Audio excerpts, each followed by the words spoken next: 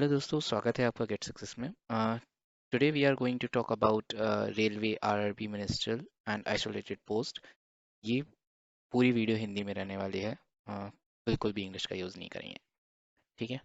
अगर आप हमारे चैनल पर नए हैं तो सब्सक्राइब कर दीजिए, क्योंकि आपके लिए जॉब वैकेंसीज और करियर के most of things, multiple things हम आपको इस चैनल पे बताते रहते हैं, जो कि आपके करियर को बूस्ट करने में आपकी हेल्प करेगा to be a successful man या वुमेन। चलते हैं आरआरबी आर मिनिस्ट्रियल पोस्ट की तरफ से। बहुत सारी वैकेंसीज आई हैं। टोटल नंबर ऑफ वैकेंसीज कितनी है, कैसे अप्लाई करेंगे, और हर एक पोस्ट में आपको क्या एलिजिबिलिटी चाहिए, वो पूरी वीडियो, इस एक वीडियो में आपको सब कुछ पता लगेगा। तो टोटल नंबर ऑफ पोस्ट की बात करते हैं तो हमारे पास टोटल नंबर ऑफ पोस्ट हैं 1036, 1036। टोटल नंबर ऑफ पोस्ट इतनी है। अगर हम आगे चलें और बात करते हैं कब से फॉर्म इशू हो रहा है या कब से हम अप्लाई कर सकते हैं, तो एप्लीकेशन जो आ रही हैं वो 1/7/2025 से आ रहे हैं। ठीक है। यानी पहला महीना, 7वीं तारीख और 2025 आप अप्लाई कर पाएंगे।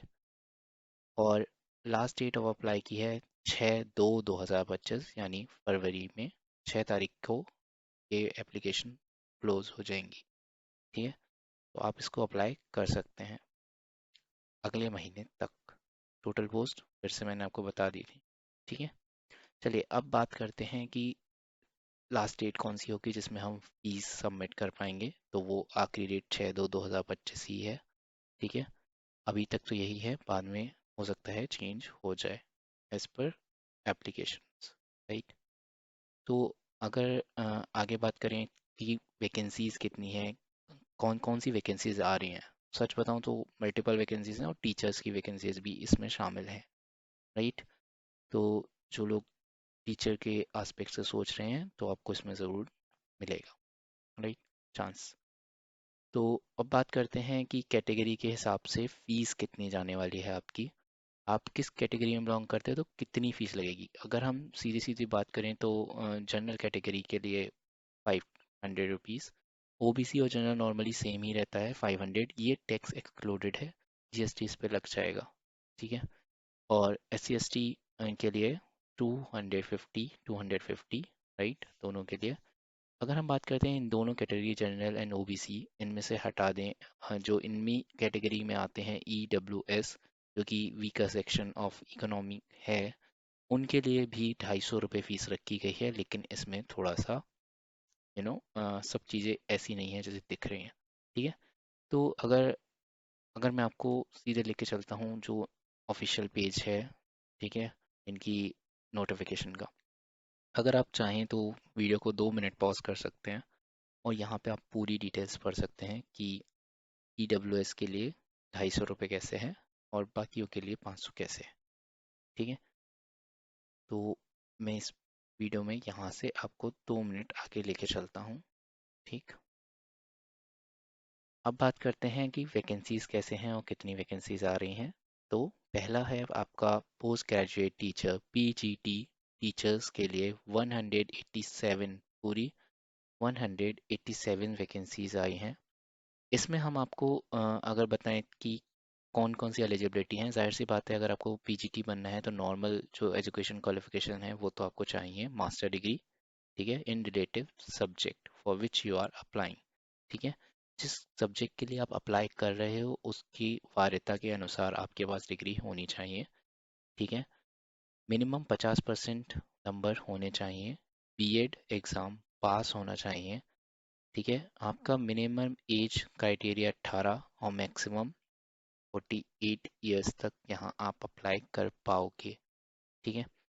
अगर सब्जेक्ट के हिसाब से देखें तो एलिजिबिलिटी अलग अलग है। ठीक है, सेम नहीं है। तो मैं यहाँ डिटेल्स में नहीं जा रहा हूँ इस वीडियो में, लेकिन आप वहाँ पे नोटिफिकेशन अगर चाहो तो चेक कर लेना। ठीक है। क्योंकि वैकेंसीज बहुत सारी हैं इसलिए मैं डिटेल में नहीं गया। ठीक। आगे चलते हैं। अगर इन्हीं टीचर की बात करें तो टीचर ट्रेंड ग्रेजुएट टीचर्स यानी TGT करके भी एक वैकेंसीज हैं। ठीक है।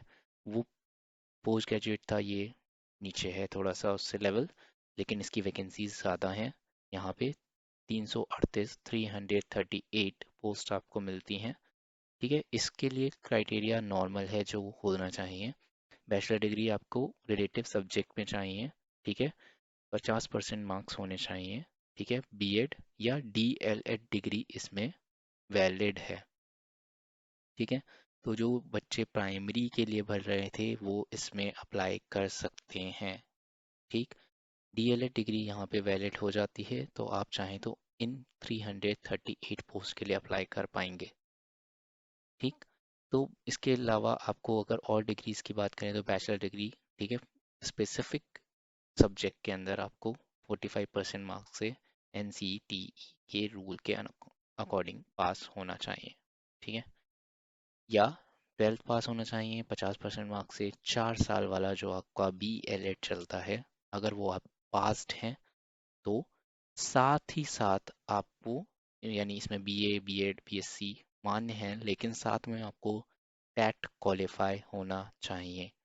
ठीक है, यहाँ पे टैट लिखा है टीईटी, यानी आपको अपनी स्टेट का टैट पास होना चाहिए। अगर आप सेंट्रल एलिजिबिलिटी टेस्ट पास करे हैं तो भी आप अप्लाई कर पाएंगे। ठीक है, सब्जेक्ट वाइज एलिजिबिलिटी इसमें भी हैं अलग अलग एज के अकॉर्डिंग। ठीक है, तो आप वहाँ जाके चेक कर सकते हो नोटिफिकेशन, लेकिन अभी इतना डीप नोटिफिकेशन नहीं आया है जिसमें इतना वाइफरकेशन बता रखा हो। ठीक है, पूरा नोटिफिकेशन हम पढ़ के बैठे हैं। आगे चलते हैं। जो अगली पोस्ट आ रही है वो है चीफ लॉ असिस्टेंट की पोस्ट। ठीक है, यहाँ पे आपको बैचलर डिग्री चाहिए लेकिन 5 साल का एक्सपीरियंस लगेगा। अगर आप बैचलर डिग्री लॉ में होल्ड करते हैं, ठीक है, और 5 साल की लॉ की आपको एक्सपीरियंस है, तो ये पोस्ट आपके लिए है। टोटल पोस्ट की अगर बात करें तो 54 पोस्ट आ रही हैं। ठीक है, इसमें अप्लाई कर सकते हैं। अगर आगे चलते हैं, नेक्स्ट आपके पास पब्लिक प्रोसिक्यूटर का पोस्ट आ रहा है। ठीक है, इसकी वैकेंसी ज़्यादा नहीं है, 20 वैकेंसीज दिखा रखी हैं। ठीक है, तो 20 वैकेंसीज ऑल इंडिया लेवल पे बहुत कम है। ठीक, अगर बैचलर डिग्री की बात करें तो जाहिर सी बात है इसमें आपको ज़्यादा कुछ नहीं, बैचलर डिग्री या डिप्लोमा चाहिए फिजिकल ट्रेनिंग में। ठीक है, या आप इसको बीपीएड एग्ज़ाम पास कह सकते हो। ठीक है, एलिजिबिलिटी नॉर्मल है और 18 से 35 साल तक। ठीक है, इसकी लिमिट कम है, 35 साल तक ही आप अगर हो तो भर पाओगे। ठीक है, चलिए नेक्स्ट देखते हैं कौन सी वैकेंसीज है। वो है आपकी physical trainer and instructor, PTI जिसे हम कहते हैं, इंग्लिश मीडियम। ठीक, उसमें साफ कहा है कि आपको इंग्लिश मीडियम से पीटीआई होना चाहिए, यानी communication in English. Okay, bachelor degree इसमें किसी भी स्ट्रीम में चलेगी, डिप्लोमा, लेकिन कौन सा होगा, फिजिकल ट्रेनिंग के अंदर आपको डिप्लोमा है। ठीक है, बीपीएड आप पास हो तो आप इसमें पाओगे। ठीक, नेक्स्ट बात करते हैं आपकी सीनियर पब्लिक ट्यूटर। ठीक है, तो आगे चलते हैं।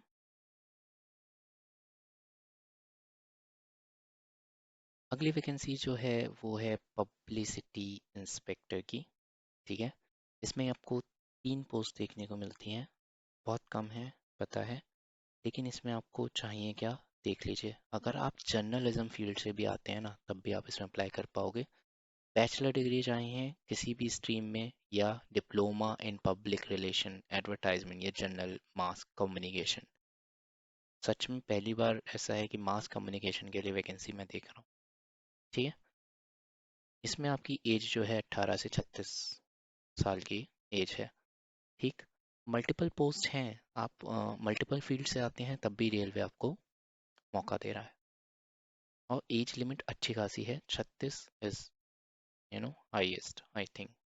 तो आगे चलते हैं अगली पोस्ट के लिए। वो है आपकी स्टाफ एंड वेलफेयर इंस्पेक्टर। इसकी टोटल नंबर ऑफ पोस्ट अगर बात करते हैं तो 59 पोस्ट हैं। 59 में इसमें आपको एलिजिबिलिटी क्या लगती है, वो है बैचलर डिग्री किसी भी स्ट्रीम में या डिप्लोमा इन लॉ।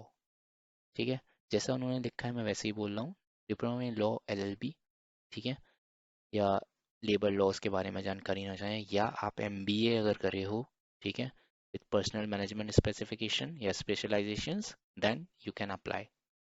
एमबीए के लिए भी वैकेंसी है। आगे चलते हैं। फिर आती है आपकी असिस्टेंट टीचर फीमेल जूनियर। ये केवल 2 पोस्ट हैं, ठीक है। इसके बारे में अगर बोले या ना बोले, जो अप्लाई करना चाहती हैं फीमेल्स वो अप्लाई कर सकते हैं, क्योंकि ये केवल फीमेल के लिए हैं। इसमें डिप्लोमा इन एलिमेंट्री एजुकेशन चाहिए, डीएलएड, ठीक है। 45% की एनसीटी नॉर्म्स के अकॉर्डिंग आप पास होने चाहिए 12th, ठीक है। 2 इयर्स का elementary education diploma, bachelor degree, ठीक है, या 2 इयर्स की डिप्लोमा, लेकिन टेट क्वालिफाई होना चाहिए, मैंडेटरी है, ठीक है। Without any TET qualification you can't apply, ठीक है। आप अप्लाई नहीं कर सकते विदाउट एनी टेट पास। आपकी स्टेट का भी हो सकता है, सेंट्रल का भी हो सकता है, सी टेट, ठीक है। आगे चलते हैं। फिर आती है आपकी लेबोरेटरी असिस्टेंट की पोस्ट।